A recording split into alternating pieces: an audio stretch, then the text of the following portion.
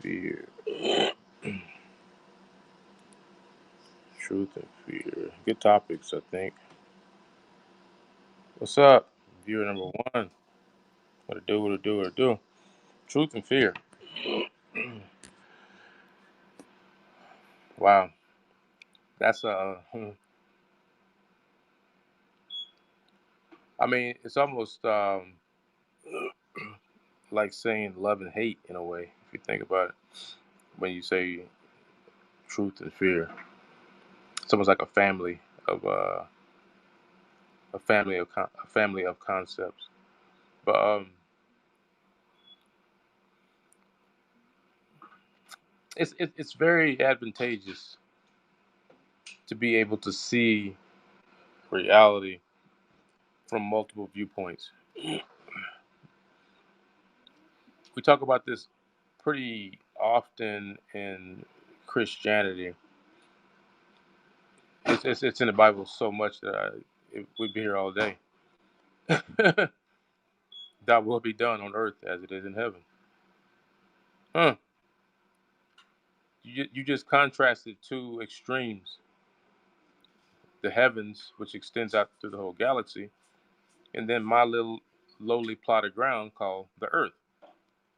And you're saying that what's reflected in this macrocosm. Hey, you got a spider on your glass right there. See that spider? I mean, he's fine.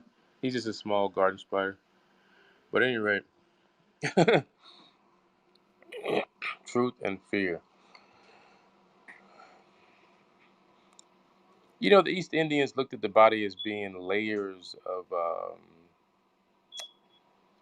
perception, I think is a good way of putting it.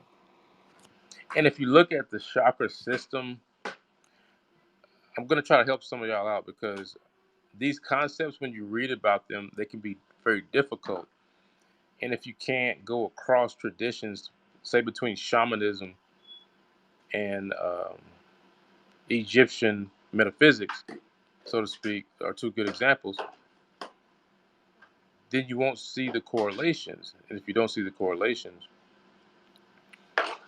then it's difficult to see truth. I can't really say it any more plain than that, right? But if you look at the history of truth seeking, the things that I'm aware of come in the form of just raw experiential descriptions, and then we come up to what we call philosophical inquiry, which is the great great grandfather of the scientific method for figuring out what's really what's really different, right? Thank you, Ash. Yes, I'm doing great. You know, I've been out in this big old backyard back here, exercising all the time, working on my.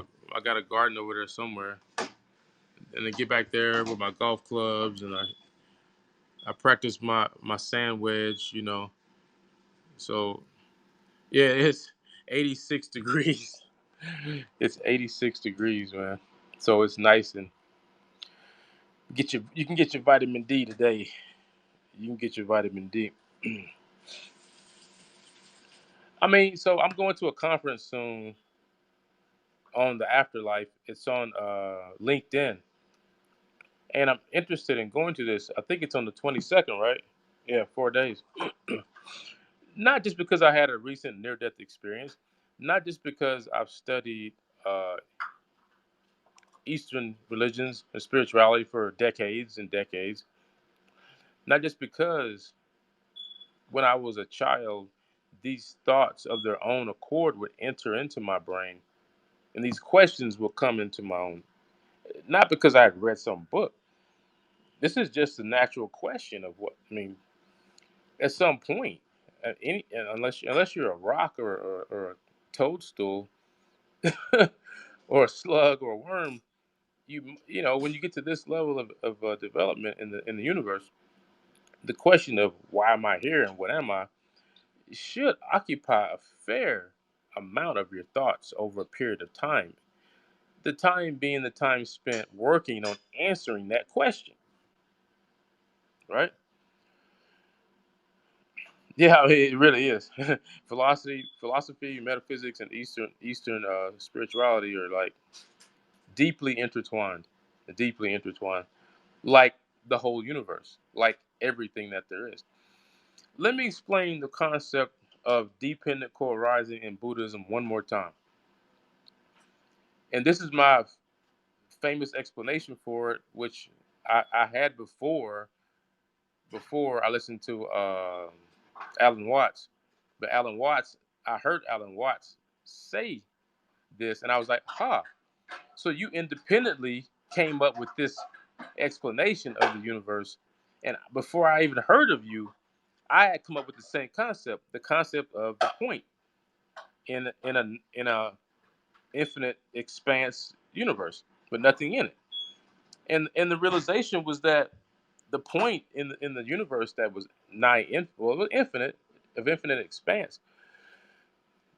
If it moves, it doesn't go anywhere, right? Now think about it. And this is the point that you have to start this contemplative inquiry into the nature of what you are. You have to go down to the most basic level. And the thing is that yes, we can use emotion. Emotion is a form of intelligence. Okay, emotions are a form of intelligence, but they're very raw. They're very nondescript. They're very much wired to our instinctual reactions to the environmental stimuli that we've been exposed to for millions of years. So there is a certain amount that's hardwired, okay? But hardwiring is an illusion. Hardwiring is based on soft wiring. What's soft wiring? Well, the four forces of the universe are the strong and weak atomic forces. The electromagnetic force, right, is another force, and gravity. That's it. Those are the four forces in the universe. So if you're going to use modern science that came from the Greeks and the Africans to explain the nature of being, which, if you go back to the Egyptian temples, the, the priests were the scientists. They studied the same disciplines. Then the description of relative reality becomes the most basic statement that you can make about being, period. The statement of one point in space by itself moving at 8 times light speed. You might as well say nothing. You ain't going nowhere, right? Conceptually. Now, if you look at that statement and some part of you can believe it based on science, based on math, then this is the faith of the mustard seed we're talking about. Okay? This is the faith of the mustard seed because I am in here perceiving reality through, 8+ different levels of consciousness. The eighth consciousness is sort of we call the crown chakra, right? Well, the yogis explain this much better than I can, but the eighth consciousness sort of lords over the other levels of consciousness and sees itself as a different entity from what the other consciousness and sense organs are perceiving. And we've organized this into a chakra system. But understand that you don't have these gaps in the universe. Okay, that doesn't.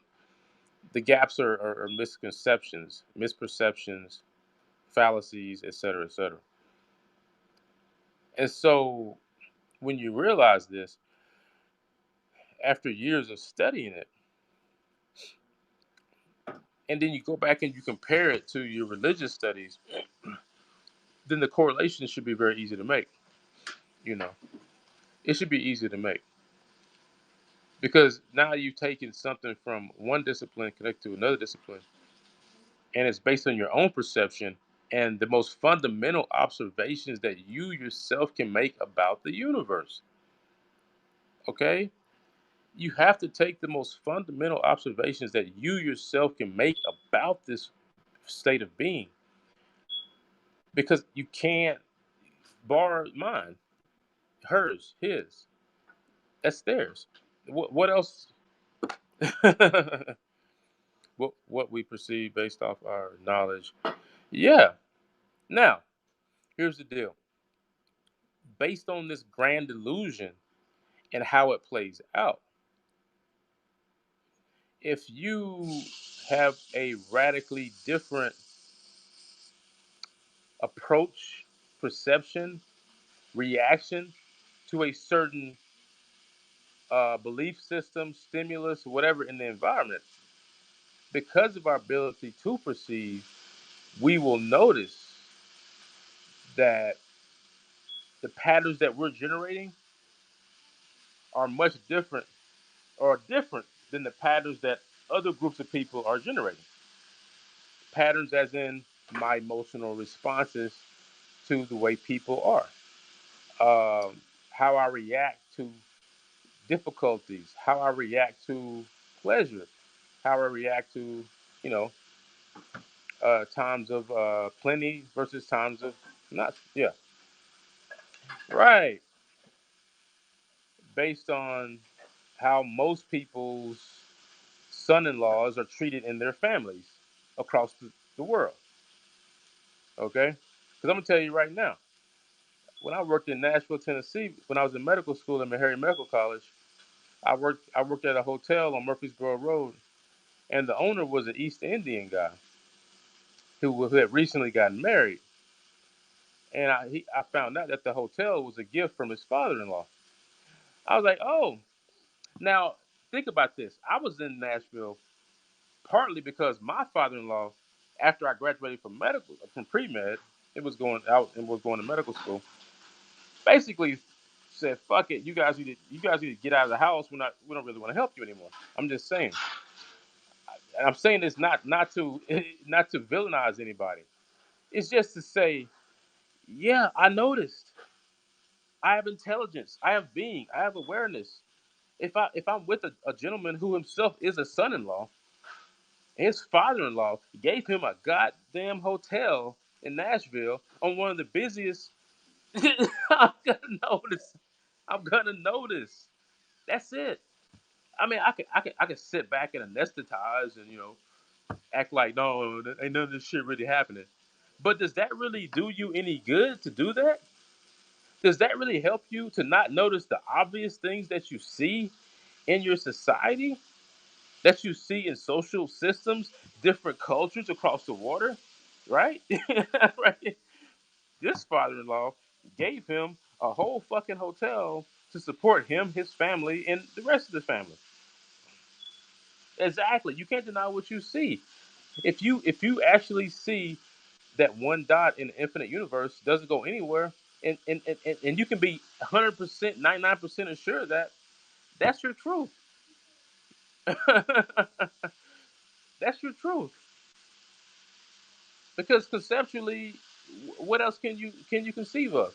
Nothingness. No, you can't really do that because that's just a way of defining something. And to go any deeper than that, it's just it's nonsensical, as we say, nonsensical, and the nonsensical is a part of reality. All the information that comes from this reality that's available is not perceived by my five senses. Nonsensical reality, right? Don't think that nonsensical reality is not also a part of reality because it is.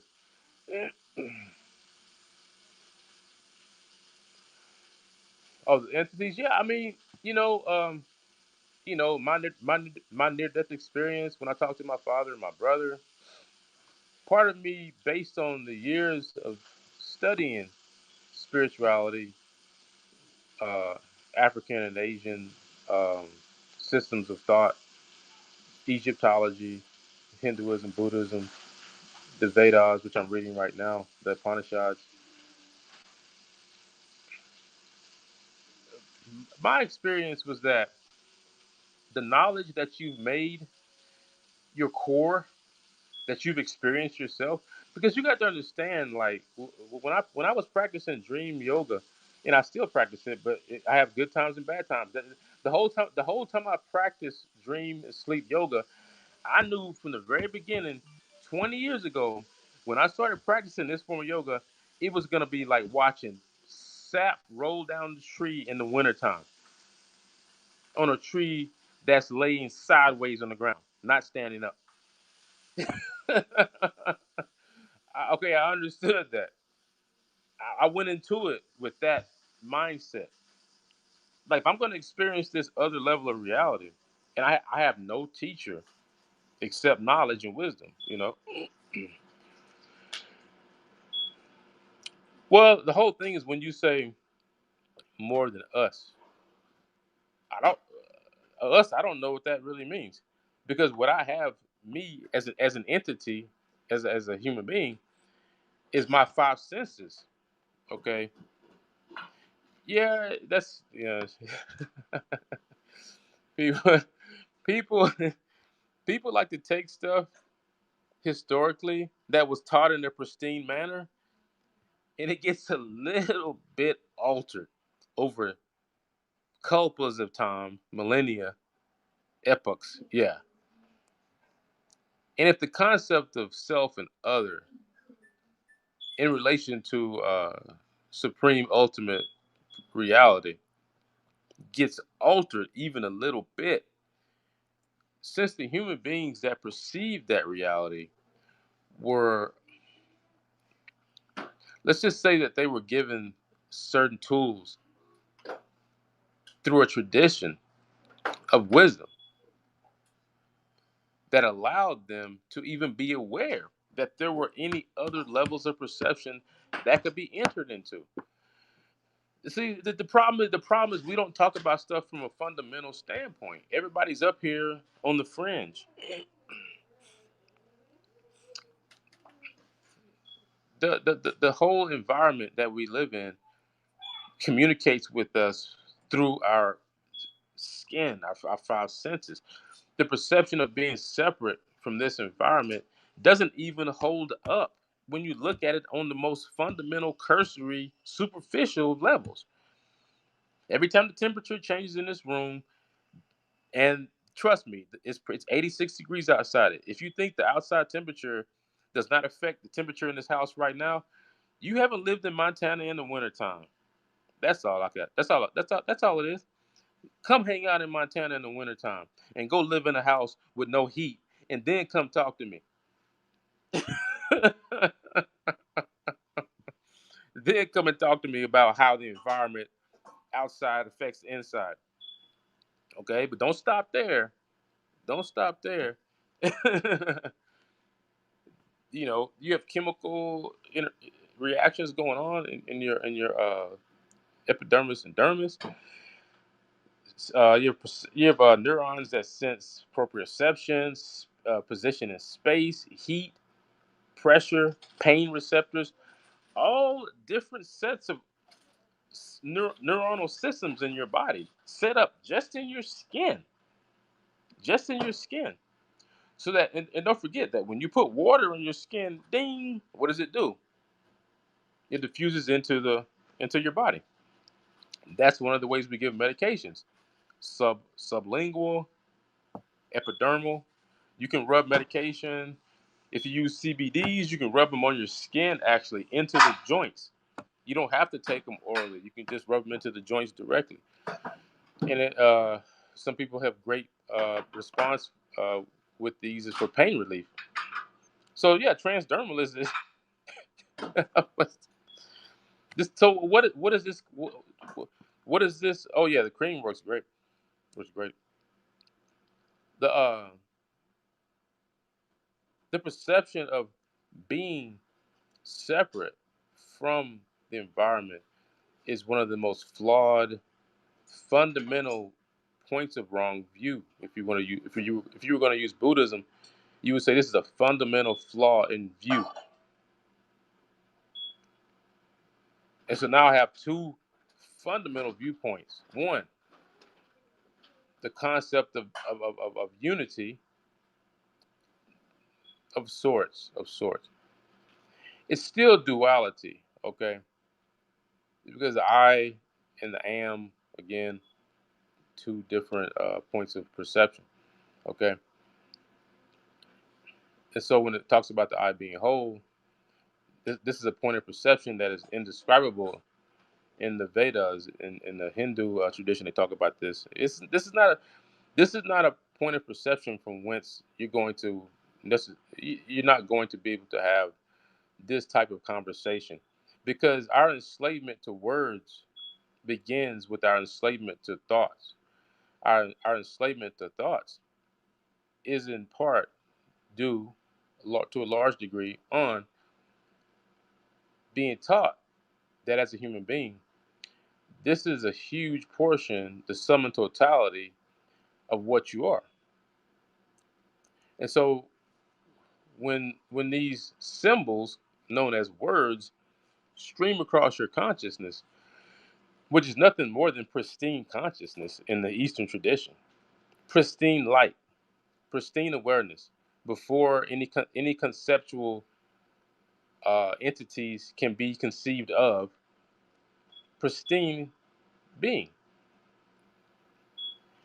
And so, if you don't, just think about this. Let's stop for a second. Just stop for a second. If you like me, you're American. I'm from the South. I was raised in the Protestant church, Church of Christ. Went to the typical schools where they had football. Not my school, but spoke English. Didn't learn any other languages because too far removed, right? Think about how that affects just your view of the world. Being born into an ethnic group, into a sex male, in a certain period of time in the 20th century, you know, when I was born, cars were on the road, planes were flying around. You know, uh, Kennedy was saying, "We're gonna go to the moon, brother. You best believe we will." And that, I don't. These debates about whether or not we got to the moon or not are stupid. I'm gonna tell you why they're stupid. Because you see the rockets flying into the goddamn outer space. You can fucking see with your own eyes, man. So what? It suddenly just stops at some point and says, "I don't want to go any further." They still looking at me and comes back down. Where the fuck is it going? And we see the orbital patterns of the satellites. You know, you see the stars. They move like this across the sky. I mean, so you don't really have to have a lot of honesty in you or intelligence to be able to put those things together. It just takes someone noticing it and giving a damn. Okay, this is the thing that human beings, because we've evolved to this point, you know, we really function on the pleasure principle and the pain principle. And if you spend your whole life functioning on the pleasure principle and the pain principle, aversion and attraction, so basically you have this hijacked consciousness, hijacked, right? That's giving you a partial view of reality. You choose to use that, put it into your, sort of awareness computer, so to speak. Then base your decisions as a separate entity from the universe. Because the eighth consciousness, this ego-based consciousness sees things as being first of all, it sees you. So you already are from your very inception here in the West, in birth, we're given a way of thinking about reality that's completely split into two. So you spend your whole life split. And this one part is constantly having to validate from another part whether something is real or not real, good or bad, etc., etc. And that very mode of thinking is flawed. It's flawed at the core. It's rotten. It's dust. It's like the black slime that comes up in the pools when you leave rotten meat in there for decades. So it's also fertilizer. Uh-huh. That's how it works, man. That's how it works. But but you have to at some point get out of reactive reality. That's as simple as that. Reactive reality is immediate perception, being 100% true all the time and right based on my limited intellect, and then I attach to that a set of basal intelligence, i.e., aka emotions. I mean, look, that's a hell of a package you're putting together there. I mean, right? Think about the package you're putting together when you put all those things together, and then you sort of go to sleep. And the sleep is that, oh yeah, this is all there is. I don't know what I was before I was born to my mother, and I don't give a damn about what happens after I die. So I 100% buy into this sort of grand play that's based on deep delusion. It wouldn't be that big of a deal except for one thing: suffering. People don't like it. Thank God. Thank somebody, God, Krishna. Because if it wasn't for that, no one would pay attention. They wouldn't pay attention. They'd be like those intellectual guys in Gulliver's Travels, and the flappers had to flap those things in their face to wake them up all the time, because they were so intellectually engrossed in their thinking and their thoughts. This is from the series Gulliver's Travels is a series of stories. He goes to the island of the horses, the islands of the intellectuals, and then he gets to the Lilliputians, the small people. But I want to say there's three different travels in the original story. So that being said, that level of intellectualism in the world, and somebody has to wake you up all the time. You know, Helga, Bich, Bichot, welcome. Namaste. Yeah, without pain, we would be living in Gulliver's Travels on the island of the intellectuals. Without the people with the flappers to wake us up, we would get so caught in, oh my God, can you even imagine? Just think about that. This is the contemplative life. You have to sit with something and try to become one with it. So let's become one with the world in which there was no pain at all. What would that be like? It would be like watching Legos just get slammed against the wall and blow apart, right? It's like, when you got tired of it. I mean, if you really think about it, that's not even compatible with long-term survival. It's not even compatible with long-term survival because nature wired even the lowest forms of animal, the paramecium, the microbes, they have light sensitive neurons in their skin.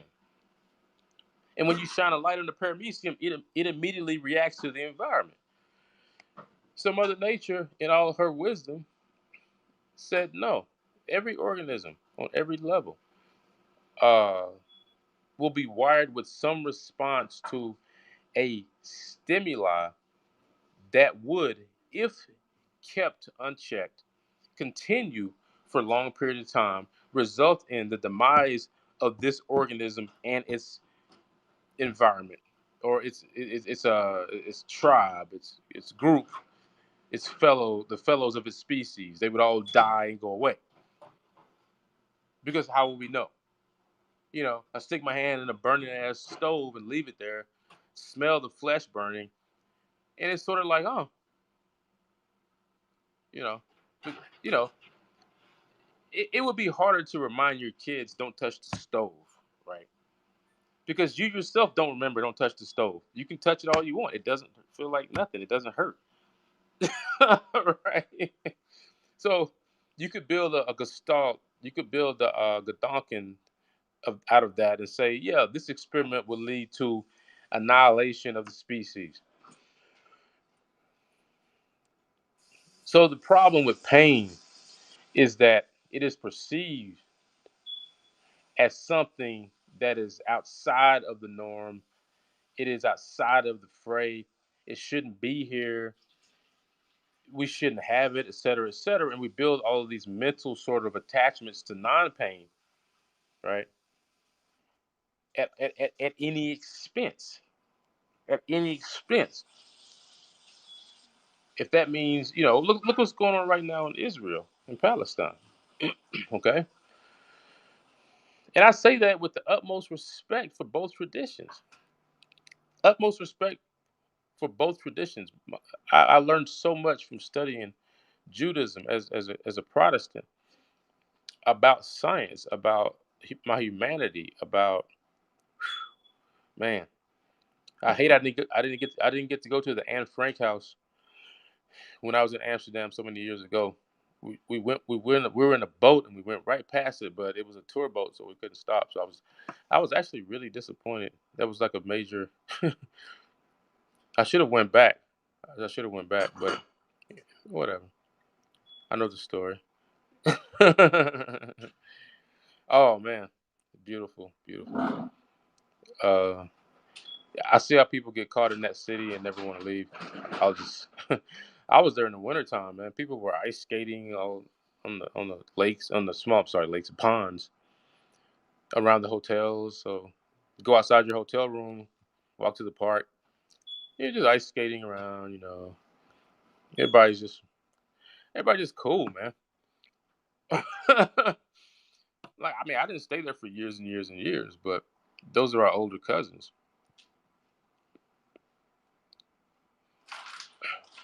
Well, I was at the Rembrandt Museum, the Van Gogh Museum. Uh, I mean, I probably did touristy stuff when I was there, but it was still, you know, a great experience.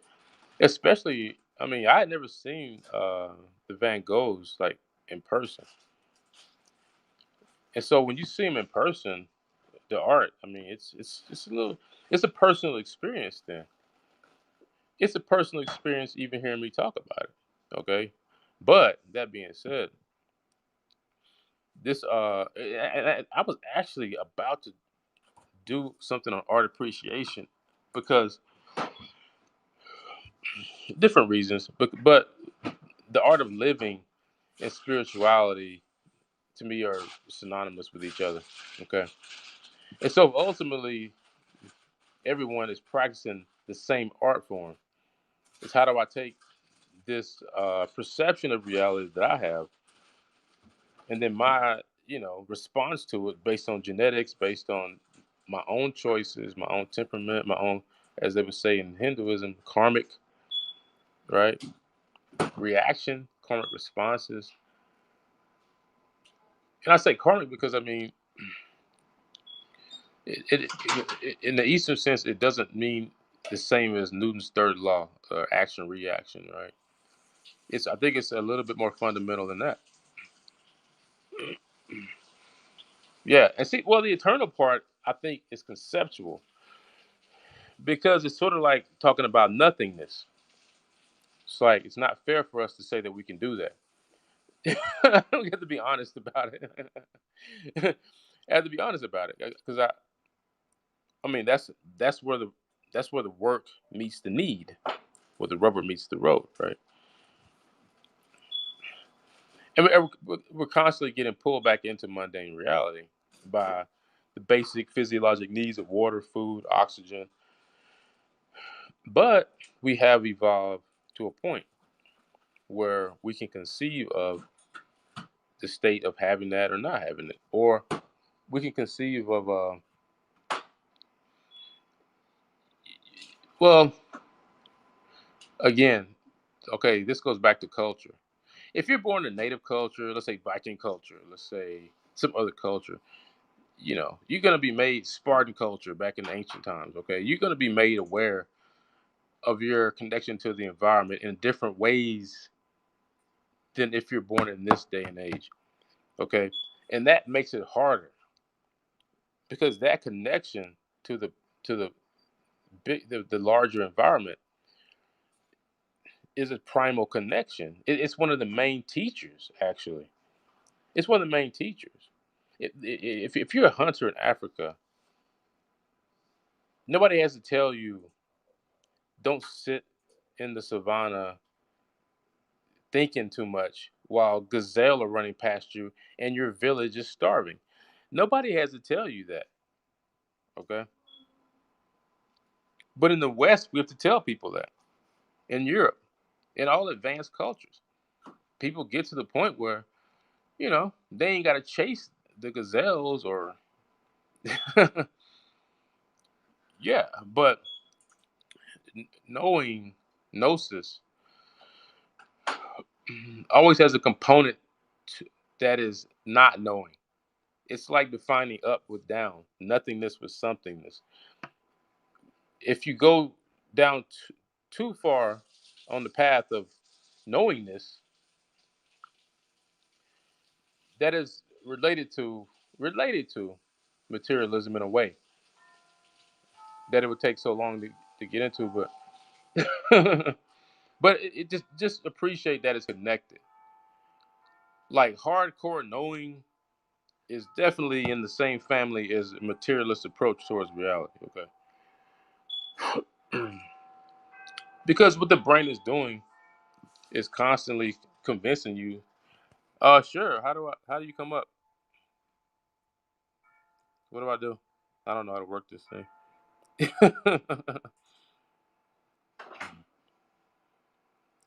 So what our ancestors did, the Easterners did, was that component of emptiness and not knowingness. You don't know either. Somebody said you have to. Let's see. Oh, add guest. Hold on. Add guest.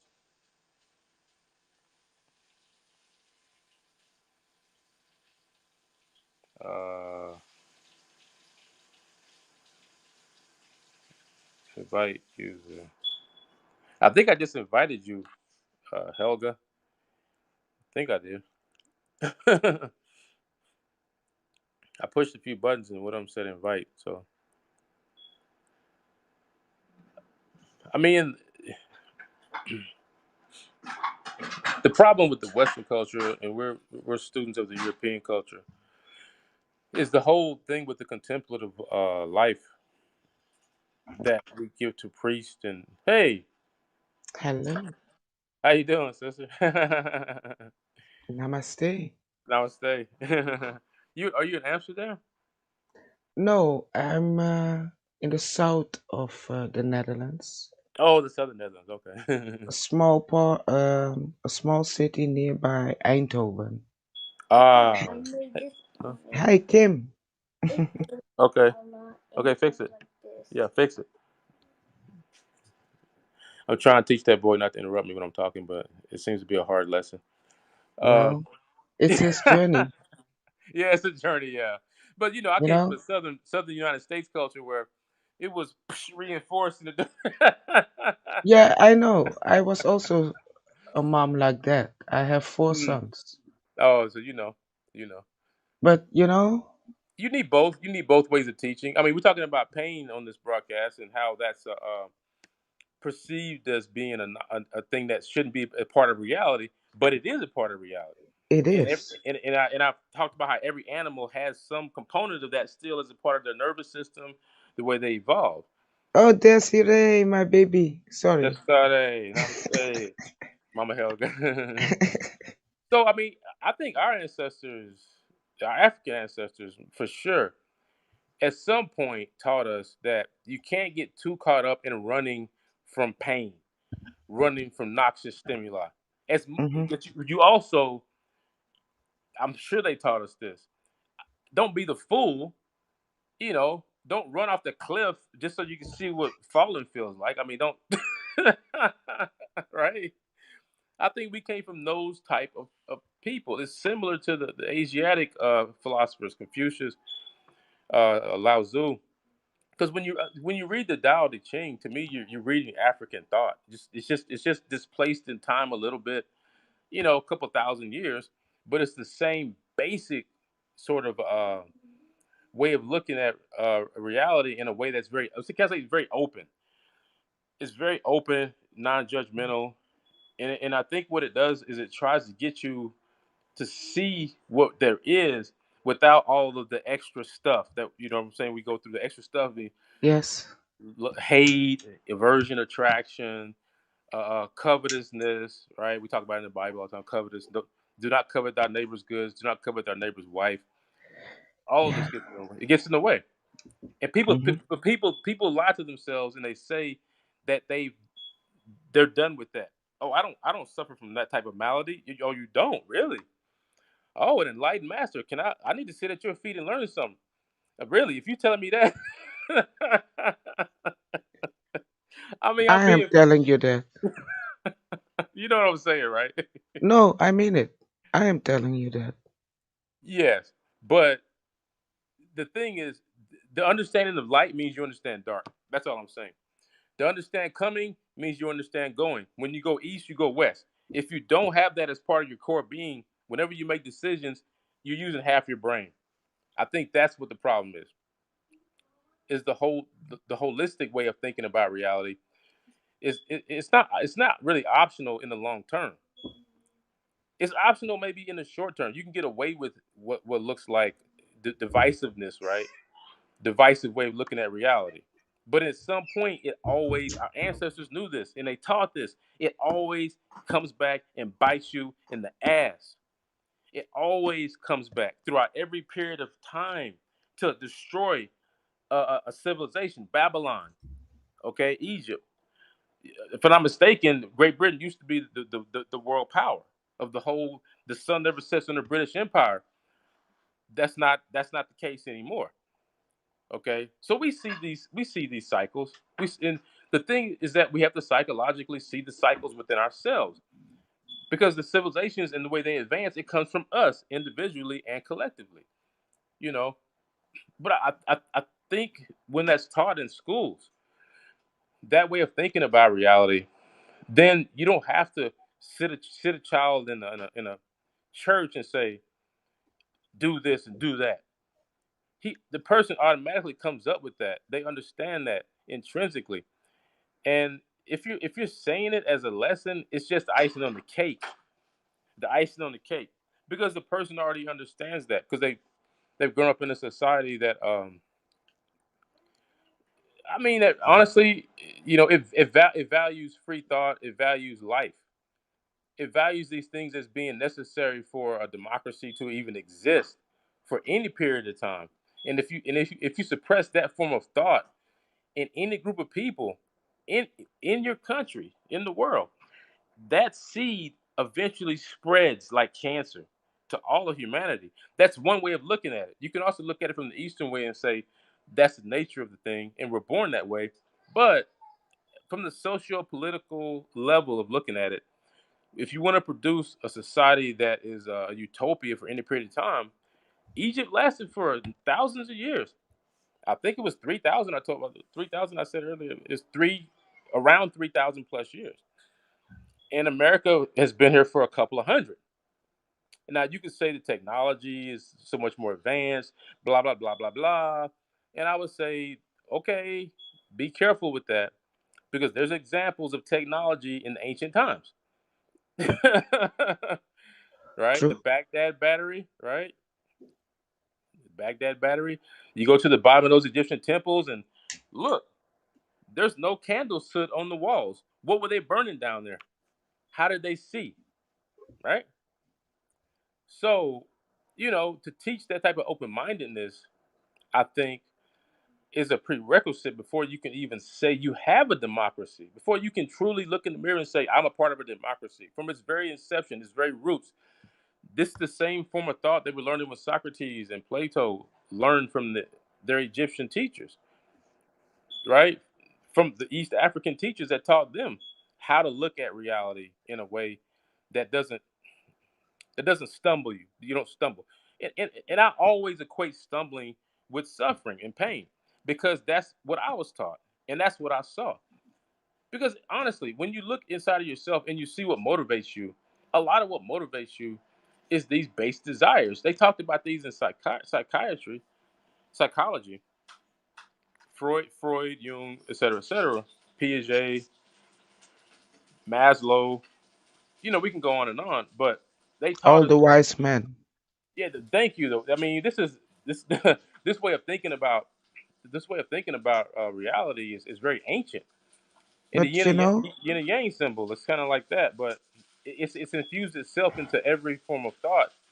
And when we get away from it and we start thinking of it as being just white or just black, we can see the problems, how they arise. We see that everybody gets caught up in thinking their suffering is everything, and they have to move heaven and earth to alleviate their own personal suffering.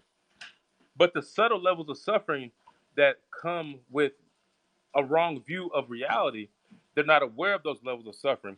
Because if you could attack suffering from that level, you would definitely put a monkey wrench in the machine before it turned into Israel and Palestine killing over here, killing each other's children again.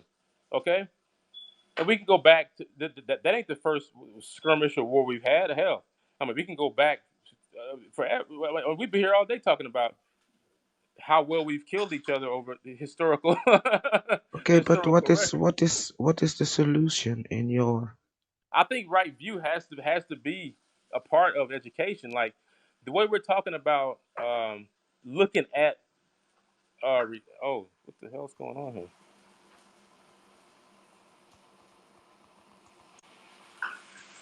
Whoa, my phone starts just froze. raining? It froze, but I think it's coming back. Let me see. I'm gonna give it a You're second. still, I'm still on. yeah, I Oh, see you. it did this before. It Oh, froze on my screen, but Edward can still hear me. It's kind of funny when it does that. yeah. So this technology, man. Hey, as long as we got a walkie-talkie, I'm cooler. But yeah, Okay, I have a question. you got to teach right view. I You got have to a teach right view. question. Yes, of course. May I? Yes, please,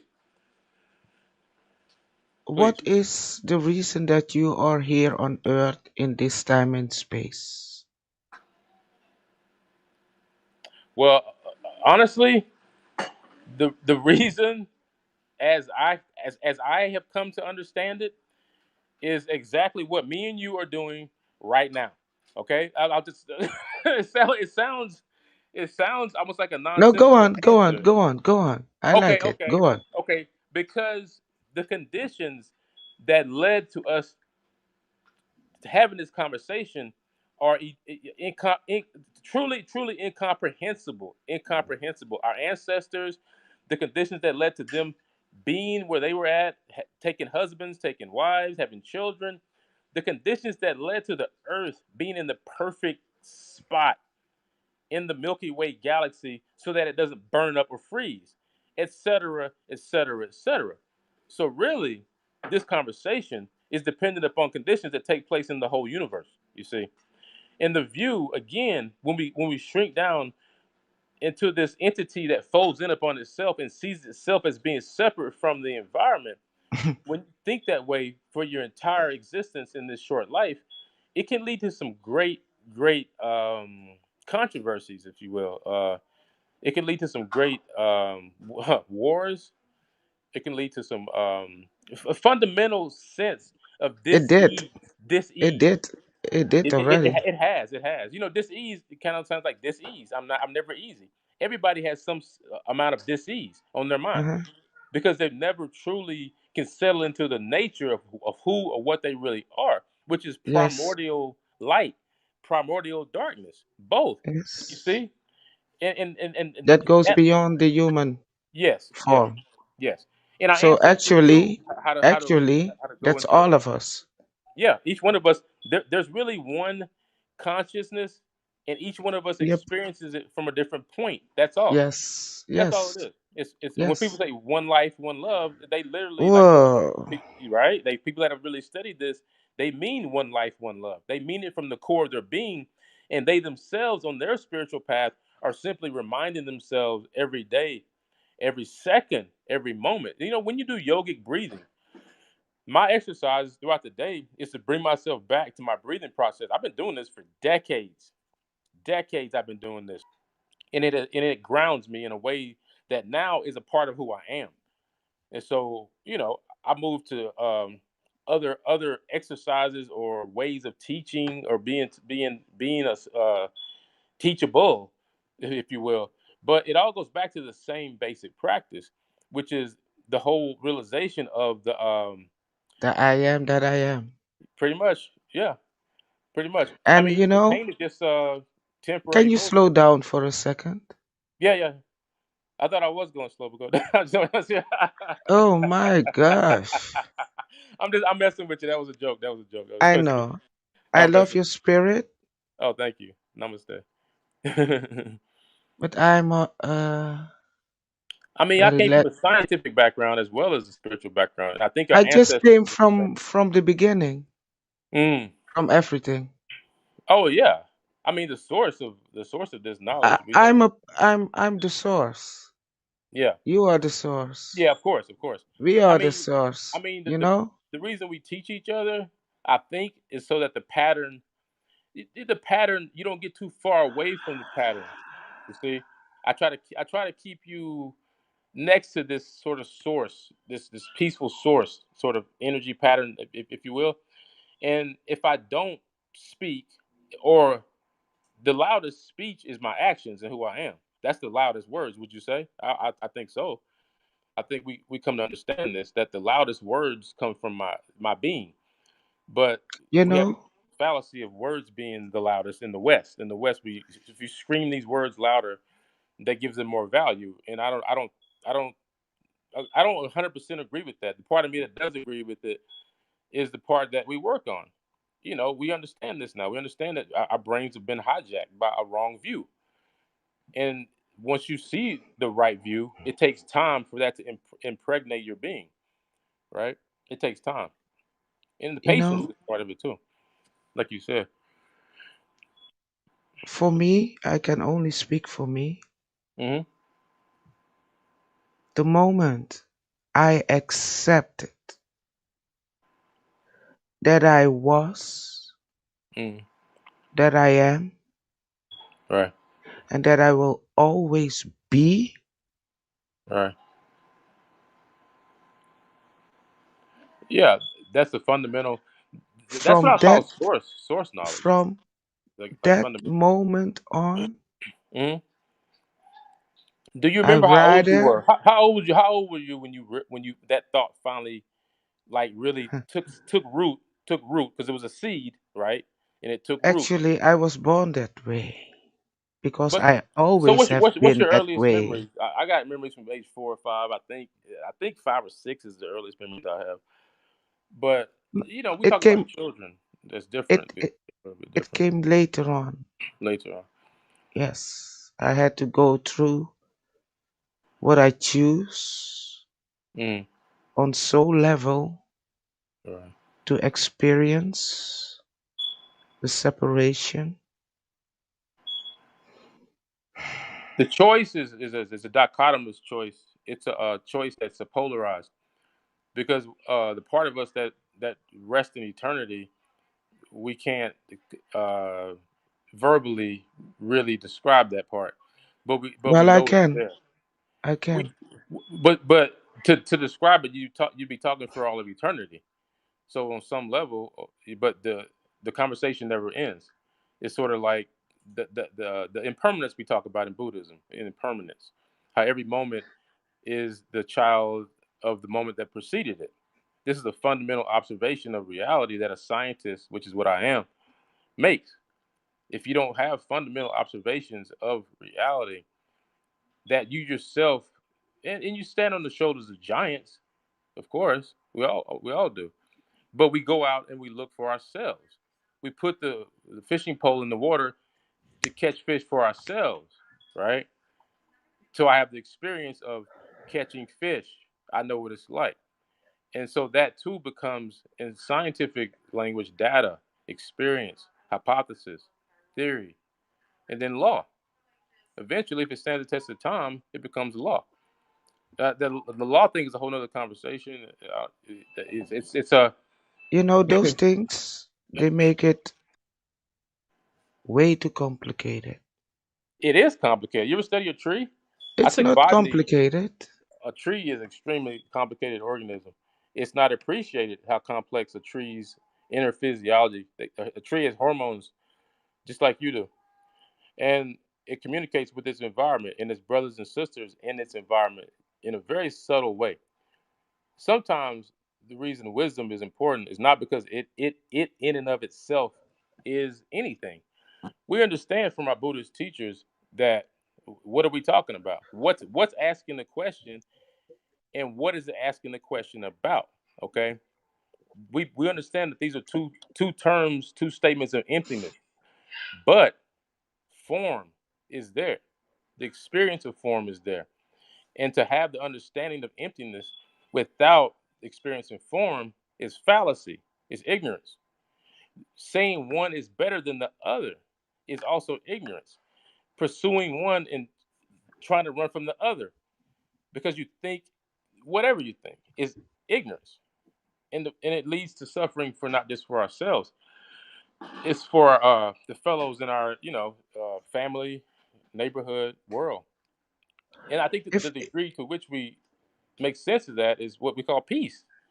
Peace is a balance. It's a balanced perception. It's a balanced experience. It's balanced. It's the scales that are balanced, like Mott weighing your heart against a feather. The scales balance, right?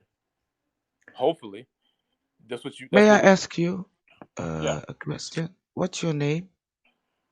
James. James. Yeah. James. Mm-hmm. I'm a mother of four, and I have one grandson, almost 10 years old. Mm-hmm. When I entered this world, I had only one desire, is to become a mom Mm-hmm. and share the love that I have inside with my children, my husband, my family, my neighbors,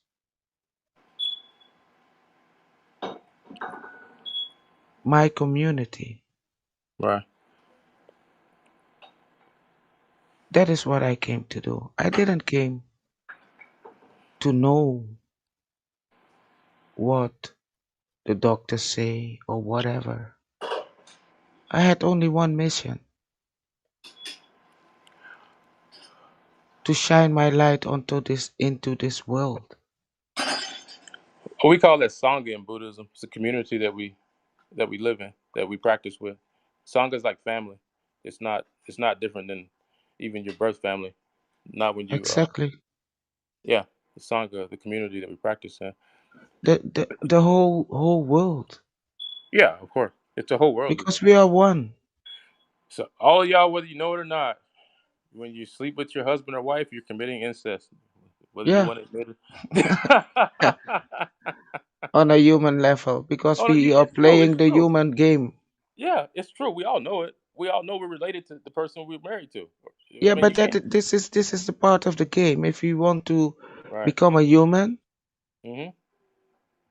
and the start to create a human, as we all been taught, the Hmm. man started first, then the woman came, and from the man and the woman, the children come. Hmm. That's just the part of the game to be when you become a human. But Yeah, it is a game. I'm glad you said you that. know, It is a game because we have the it's jester in the cards, the jester, court jester, right? The Joker, the Hayoka, yeah. hmm the playful medicine man. And okay, those who made the rules over here, they rejected the universal laws Mm, mm. because the universe is bigger than just Mother Earth. Oh my god! Oh my god! It took us how long to figure that out? Let's say we got to go through the medieval periods and Dark Ages. Oh, We I don't finally have to figured go it out. there. I've been all we all have been through Yeah, those periods yeah, we go through them to again and again. come over here right now Mm. because all of us were there from the beginning. Yeah, so really we all to blame each other. Really, I mean, like equally. Yeah. I agree with that. because we all, yeah, we're source. If you came from source, I Yeah, mean, at some point my ancestors ruled the earth, yours, mine, and then at some point it was another group, and then at some point it was, it's just a another round. group. Yeah, it's like a circle. It just goes round and around. And my joke is that if we let the women run it, they're gonna just screw it up a different way. They won't. No, the women will do a better job. You know why? It can't be perfect jobs. It's A impossible. better, a better job. But it would be much better if the man and the woman can work together. Oh my God, yeah. That's like that's like sun and earth, man. That's like you know, sun and earth. I mean, together, life. Apart, no. And when we see that and we embody it, I think our principles that we live by change. Then it becomes harder to see people on the street starving and just walk by and not. Mm-hmm. You can't do that 100%. Mm-mm. And I always say I'm going for the 1%. So the one person in 100 that I can help them leave this mundane level of consciousness that's just about getting and running from pain, and everything's based on that, and it's all based on emotions basically running you however they want. The one Mm-hmm. person in 100 that I can give the keys to unlock a different existence outside of that one, that's the person that I speak for. That person is the reason I vibrate air molecules and try to communicate, knowing that it's futile, because we both understand that we are an expression of eternity. Mm-hmm. And whenever I forget that for any moment, then I create these problems for myself. And we can Yes. create the problems on many levels. It could Mm-hmm. be on so many different levels. It can be health. It can be health. It could be family. It could be community, social, and even cosmic. And we don't people don't appreciate that because it's not taught. But my It's ancestors, vibration. my ancestors are still here with me today. They still Of help me. course. But see, Of course. this took me. I'm gonna tell you honestly, as an African American, I didn't truly appreciate that until I was probably in my early. Well, I'm still early 50s, so let's say late 40s. Late 40s, I finally started understanding Chinese and African tribal worship because I was, it wasn't taught properly. It's not when you learn the systems that made that, and what where they came from, the science that they came from, There and is. right. Then you can make sense of what they're saying when they tell you your ancestors. But until you understand that, it will not make sense to you. And if you're from the West, you won't believe it. You'll believe just you know what we believe over here. And so You know, I have to interrupt you again. yeah. Um, my point in this lifetime is to remember again. I'm going to say it again. Mm, That I was, that I am right now, mm, and that I will always be. right. And the And experiences. in Okay. this lifetime, I might have the same color as you, Hmm. but that doesn't mean a thing for me. No. Why? Namaste. Namaste. Exactly. Just pretty much namaste, right? But also Exactly. namaste to my brother Mm, here, mm, namaste. Eric Hypes. Eric. Namaste Namaste. to The, everyone yeah, everyone. because Everyone. Namaste. the light that they see in me is the reflection Right. of their light. Exactly. So, Exactly. color, religion, ancestors, Hmm. even God, Hmm. Buddha, Yep. Krishna, Buddha, Christ, Muhammad, Muhammad. Yeah, that's right. name it. Yeah, name it. We keep me up. They got a lot of them. Oh, don't Yeah. forget the Pope.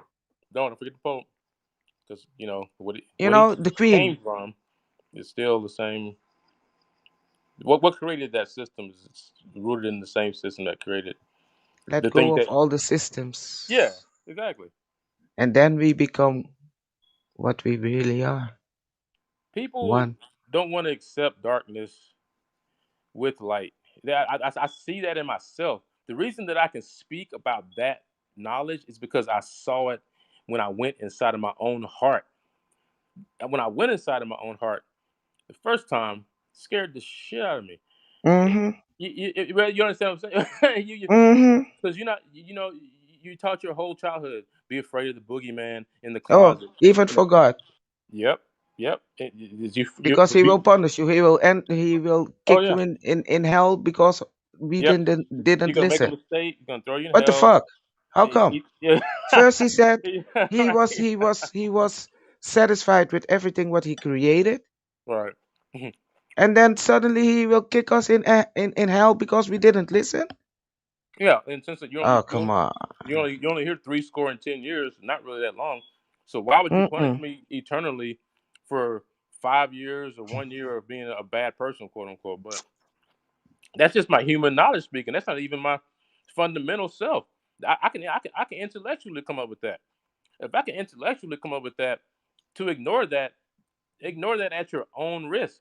Okay, ignore that kind of knowledge at your own risk, and people do. They go their whole life and ignore that type of fundamental Yeah, knowledge. but that's okay. That's Hmm. okay. It's okay. Yeah, it is. It is. It's okay. You know why? No, you're right. It is okay. Because We all we've all have to been there. walk the same path Hmm. to return back Yeah. to our true essence. Yeah. The shore you come from is the same as the shore you're trying to get to. It ain't no difference. You just think it is when you So first get let on us the journey. stop pointing to another. Yeah. When you point to other, you point to yourself. Exactly.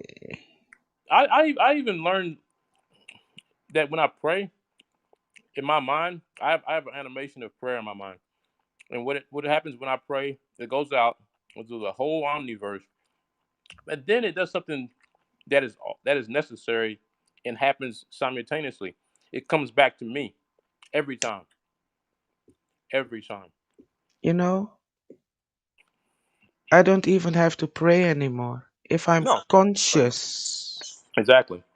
of the thought that I allow Yeah, to flow through me, right. Your king. That's your it kingdom. will Your kingdom.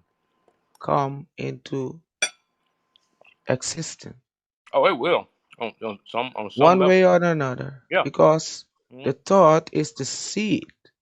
Yeah, it's a seed, and what you water, as we know, keep watering that seed, it's gonna sprout. Yep. And then you keep watering, it's gonna put roots in. And trust me, I got trees out here. I don't even want to begin to know what it's like trying to get rid of these trees. The roots go all the way down. But Mother Nature is taking care of the trees and the Yeah. Oh roots yeah, yeah. Well, the birds, because they are you know. deep in the ground. Yeah, yeah. The seed was planted many, many years ago, so Hmm. it has the right to Oh, yeah. exist. Oh, yeah. It definitely has the right. It So does. every thought that we create in our mind, it has the right to exist. So it Yeah, is up to us what thought it's true. we allow. Yeah, we need to quit villainizing thoughts because they're not the villain. Just the ones we choose to nurture, to water. And knowing that I am, that I was, and always will be, Right. the situation that we are in right now, I'm not going to call names, but you know what I Yeah, mean, yeah, more than yeah, 40 months. yeah. Yeah, I feel you. I feel you. Yeah, yeah. It's a hell of a Yo, situation.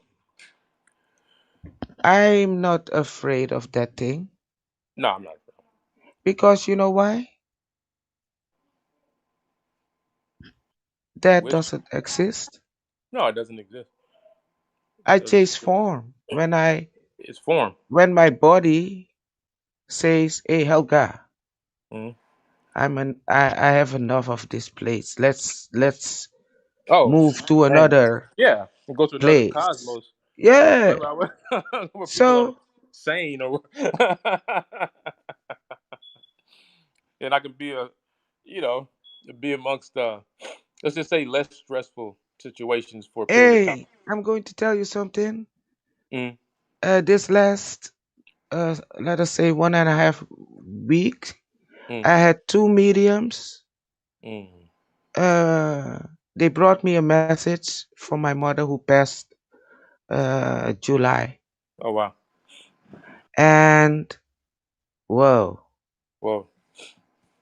I still feel it when I speak about it. My whole Mm, body is wow. lighting up in energy. Oh wow. And when my mother was here, the last year she was very sick and she was very, very in Mm, pain, a lot, unbearable pain.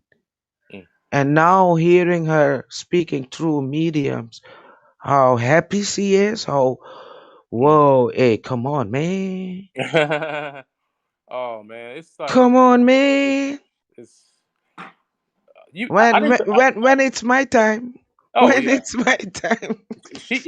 and she's making sure you are ready. So there's no fear. There's no Yes, yes, yes, and it's yes, so important that people understand this yes, fear. It is the mind killer, to yes, quote the definitely. movie Dune, and it will rot the root.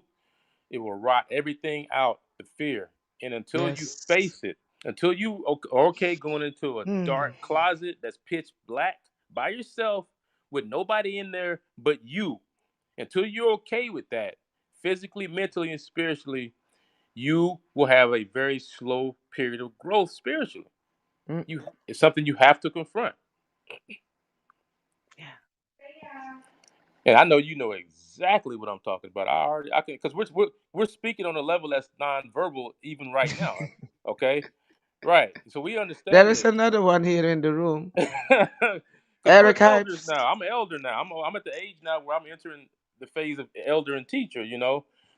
And I was always that. My title is doctor. Doctor means teacher. That's the whole title came from the Greeks and it came from my ancestors. It means to teach. You But know what? You I've taught will. myself first, and, Hmm. and still, and forever. It's never gonna. A student's always a teacher, and vice versa, right? Yeah, okay. Only Yeah, here on Earth, yeah. Well, bro. Only here on Earth, bro. well, I This, didn't get. this, this, this, this. What we do right now is a human aspect, Oh man. yeah, yeah, yeah, yeah. No, it's not. I mean, Suzuki Roshi said this: if you want to keep cows in a field, the best way to do it is to make the fence wider out, give it more space. Okay, so the cows won't even know that they're prisoners. Okay, so that again is a statement that is as many statements about reality are from our ancestral way of thinking. It is equal parts good, equal parts bad. It's 50-50. And together it makes up this reality that when we realize it in ourselves, that we are the cow, the field is our sense of perception, and what we consider to be our environment and reality. And And so we it's are this. also the ancestor. Yeah, and we're the ancestor too, and we're the fence around the cows. We're all at the We are same time. everything. You see, Yeah. Hmm. we are everything and we are nothing at the Yeah, same exactly. time. At the same time, and that's the paradox that some people they do not like it. So They do not want to deal with it. I overcome Mm. the school of life. I'm Mm. ready for the another level. Oh, I don't know if you know this, but I actually died about a month ago.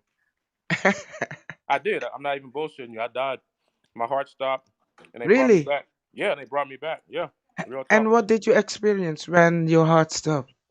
So my brother, my father, and they passed away before me. The two men in Uh my huh. family. They talked to me. They told me there's more work to do, and I got to go back. Holy moly. Yeah, I know. I What got. the fuck? Oh, Got to go. sorry. Yeah, it's I have to amazing. be holy now. Sorry. But I wasn't. I wasn't. They prepared a place for me. I wasn't afraid in this place, and that, you know what? We got to do the same thing for the ones that you know what I'm saying. Yeah. We got to prepare a place for because this space that we occupy mentally, we share Yeah. this space. We Yep. share it. And Yeah. people are gonna realize one day, like what you create on the physical plane, it's nothing but a slow version of what happens somewhere else. That's a more Yeah. subtle level of consciousness. Yeah. And when they finally appreciate that, I think you'll see humanity slowly start changing. But that Yes. that lesson has to become like our being, I call this fundamental knowledge, source knowledge, because I don't really have words for it. Like the Ohm symbol, I can't state the fourth aspect of the symbol. I can't state it. What So about what about us becoming source hmm again right, in this human body? hmm Because we know we are not the body, right, and to be able to stay here with all those compromising programs, we had to uh, go beyond that. yeah, to survive, even be here to have this conversation. Yes. Exactly. And Yeah, whoa, to even be here to have this conversation. Yeah, whoa, we had to go way beyond what. Yeah, way beyond. I even surprised myself a couple of times. whew, I even surprised myself a few times, like, oh, hmm, that's not just in the holy book. shit, this is That's really holy shit. yeah, it is. It is holy shit. It is, man. Shit is holy because it's fertilizer, right? Ah, ooh-hoo-hoo. You can use that to grow more food and to give to the people. And that's what I love about it is that when you're free, the constraints and the chains that you put on yourself, when they're even a little bit loosened up, you start experiencing this freedom of being that you've only experienced at certain levels before, but then you go to a different place, in, not just intellectually, but in your being. That's why I always tell people, like, you have to look at wisdom and love as being two aspects of the same coin, the same way you look at death and life. You have to look at it like that. And when you do, your relationship with information, with knowledge, with expression, it changes when you Mhm. finally realize that you can't separate those things. There is no separation between wisdom and compassion. What is that? Yep. That means nothing. What the hell does compassion mean without wisdom? Please explain that to Mhm. me. I mean, that's not. We got systems of thought and universities built on this knowledge, built on this understanding. You know, and we have out here this skeleton of that system that's a remnant, and the skeleton, unfortunately, it can't. It can only support so much weight. Let's just say it's a very shoddy skeleton. It's not very healthy. It's got rickets. Okay, it didn't get enough vitamin D. You Vitamin know, D. you know how I see myself right now? Mm, There is a passage in the Bible. mm, I think it is in the book of Ezekiel that mm. he had to speak to the dry Oh bones. wow. Mm, I feel that I am Ezekiel right now. Ezekiel, what a great, amazing prophet. Yeah. Speak to the dry bones in all of us to waken up again. Mm. But you remember what the prophets told the people?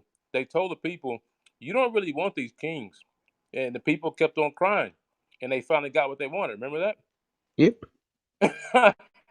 Y'all don't understand. You don't, but if you need them, all right. You know, the prophets You're stepped gonna back. get it. You got what you wanted. You got David. You got what you got Donald Trump, whatever. Everybody. You asked for it. Yep. You gave up your freedom, your intellectual, spiritual freedom, your right to exist because you are. I am. That's it. Mhm. That's it. Why you go punish me because I'm expressing I amness? And that's what we live in a world that punishes you when you try to express that I amness. And it's like it's the most Yeah. insane thing that you could ever Ah. Ooh. No, insanity, pure, uncut, pure insanity. That's Ah. what it is. And until we go back to looking at it for what it is, no one will collectively come together to move to a different system. The way you get rid of a system you don't want, there's okay. One way is a war, okay, but there's another way. Mhm. It's the way a virus works. You Yeah. slowly replace one thing with something else, a little bit at a time. That's all you got to do. When you Mm. see these businesses on corners just go away, you know why? Because one person at a time said, "I don't want to go there," and they couldn't stay open no more, and they had to leave. That's the way Yeah. you get rid of a rotten system. You don't have to run at it like a bull with your horns and slam into it, and that's the Western European model for overcoming nature, subjecting nature, making nature your servant and you her master. There's another way. The nature does it all the time. The way the Grand Canyon was made, the way these dandelion seeds. If I don't take care of them, one seed will take over my whole yard. Mhm. From front to back, yellow. That's all you'll see. Yellow dandelions. One seed can do that, and that's the way people when people understand the advantage of a system based on compassion and love and wisdom, and sharing the realizations of our most fundamental realizations, Mhm. then knowledge in academia and politics will go to its right place. It will go where it belongs. It's nothing more than a Yes. tool. A tool. That's it. If the tool doesn't serve, Mhm. then what am I doing with it? Throw the shovel away. We need the we need the protractor and the compass now. Okay, we don't. We need something different, right? Yes. Way different. There's a saying that when all you have is a hammer, everything looks like a nail. I love that saying. That's what I. Mhm. Only tool you have is a hammer. Everything looks like a nail. We're all over here in the West. We're like nails, and the hammer is the systems that we've built because they don't accommodate basic human rights, and basic human rights are based on basic human existence. And Mhm. the people that wrote these like Locke and Rousseau and Thoreau, these sorts of philosophical writers that are tied to Western history, they wrote about this. You know, I think Thoreau, when he went to Walden Pond, I think he really, really used to go and just get away. Like he couldn't, he had to be by himself, away from humanity for a period of time to Mhm. get his thoughts right about the nature of his relationship to nature and humanity itself. And You had to die. yeah, that he had to go to that quiet place. And people Yeah, don't that realize was that. your You quiet got to go. place Yeah, the to quiet, get your message. yeah, the quiet place. And the quiet place, it's funny. Somebody asked me a question. I never thought about it, but this is what they asked me. They said, "Do you think the reason that when you died, when I went through my near death experience, they said, do you think the reason that you could hear your ancestors and sense the place is because you changed your level of sensitivity through practice?" Mhm. And I said, I never thought about that, but it'd be similar to a radio telescope that's extremely sensitive to very, very faint signals in the stars, but Mhm. we can see far away with these instruments.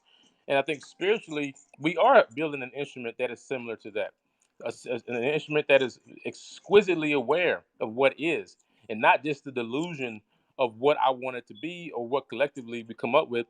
That, based on scientific method, does not lead to any balanced, prosperous, or self-advancing systems anymore. I mean, you can see it. Okay.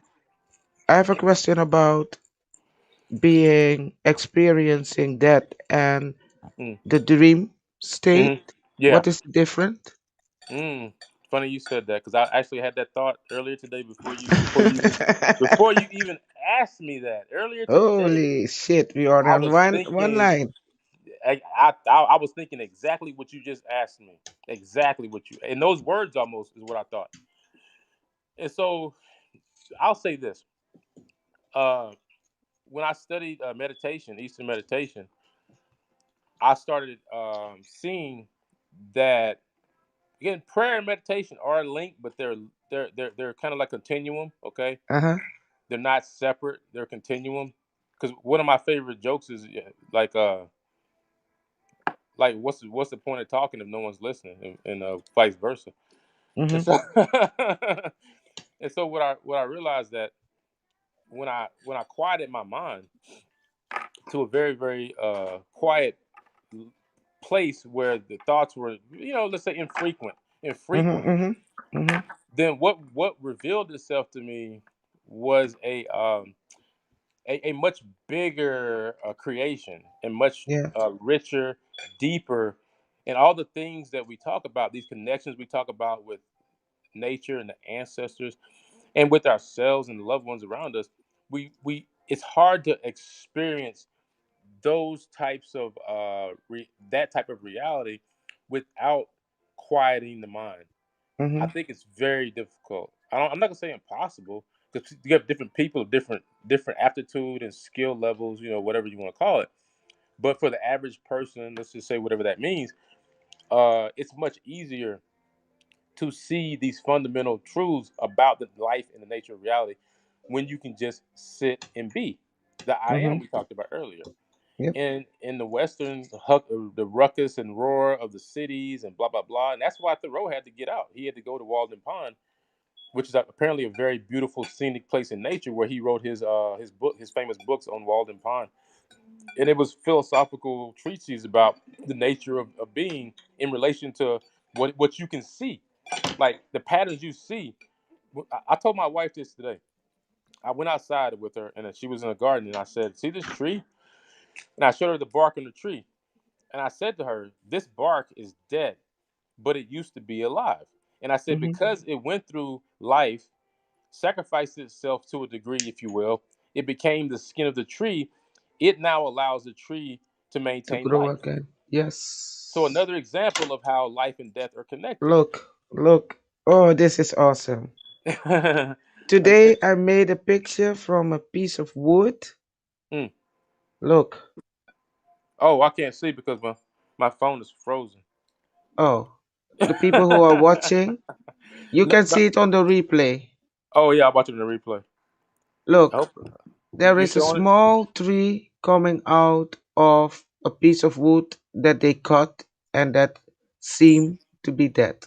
Oh, oh, life was still in there. Yep. Mm. Wow.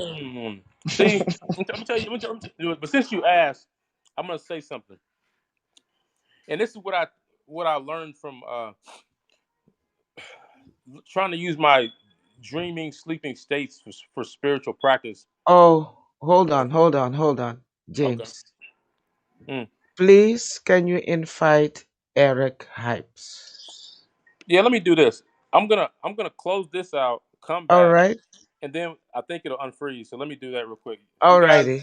that want to come back and continue this conversation with us, please do. It's been a Yes, wonderful Eric conversation and very and enlightening. Desiree. Oh, this is awesome. Thank you. And she's over here reading my mind, asking me questions that I thought about earlier today. See, that's how it happens, man. Y'all think Oh, y'all think we make this stuff up, but y'all, this is real no, time. we don't. They know No, I'm not me. making this up. And They know me. I'm not. I ain't got no reason to lie. Like, what she asked me is what I was thinking about earlier today when I was walking in my yard in the garden. So let me let me close this out and come back. I'll be right back. Alrighty. All right, namaste. Namaste.